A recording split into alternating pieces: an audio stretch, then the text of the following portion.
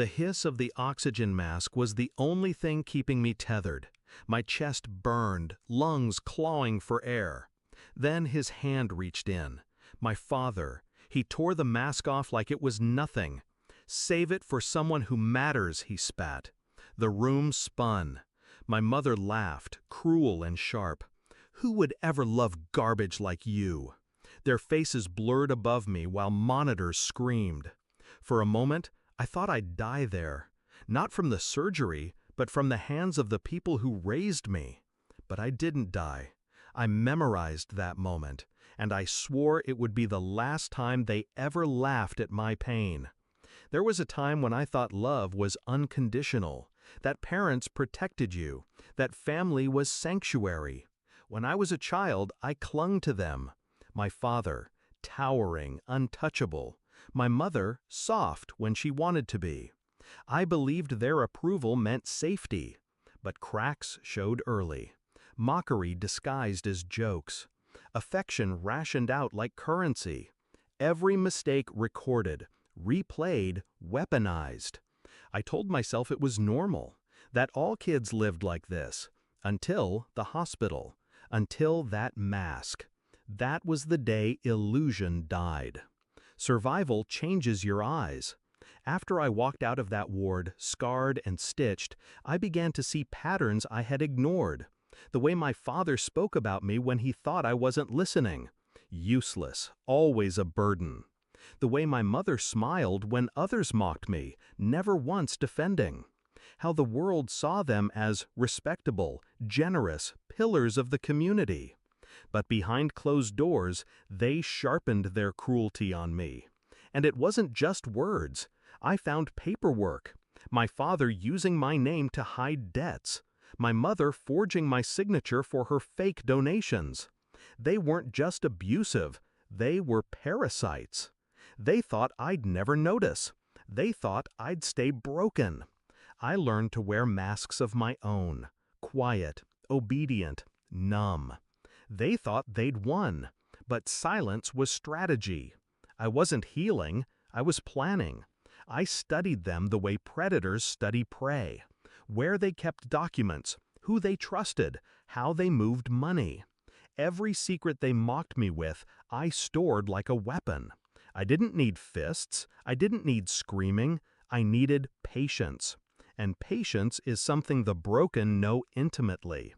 They valued reputation above all else. That was their weak spot. They needed the world to see them as perfect, loving parents, respected leaders, unblemished. So I decided, if they tried to take my breath, I'd take their mask, the one they wore for the world. I collected proof, bank records, emails, voice recordings. Not stolen, just left unguarded by people who assumed I was too stupid, too weak, too sick to understand. I built my case like an architect, brick by brick. Fraud, embezzlement, abuse, every angle covered, every detail airtight. And I chose the place for the reveal carefully, their charity gala, the one night they paraded as saints before donors and cameras. Perfect. The hall shimmered with chandeliers, champagne, laughter, everyone they needed to impress.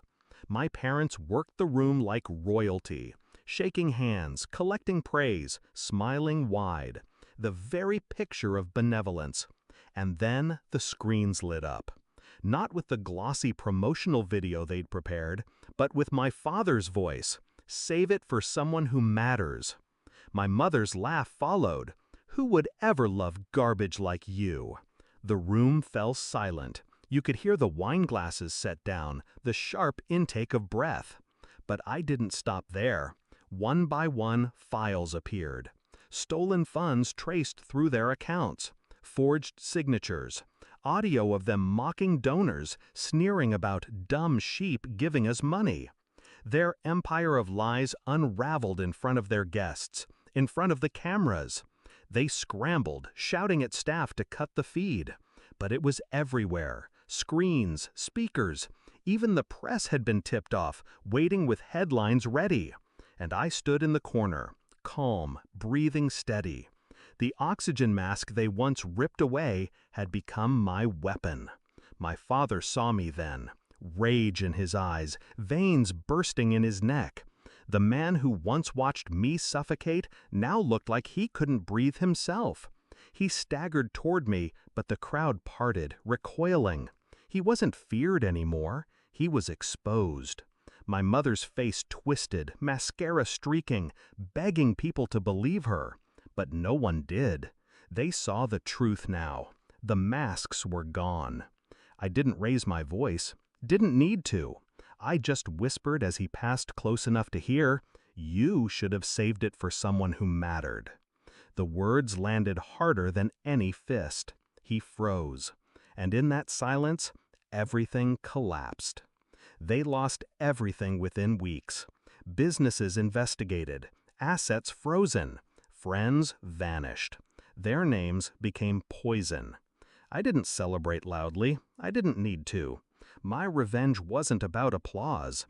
It was about air, breathing freely for the first time. And I do, every day. I inhale without fear, without their hands around mine.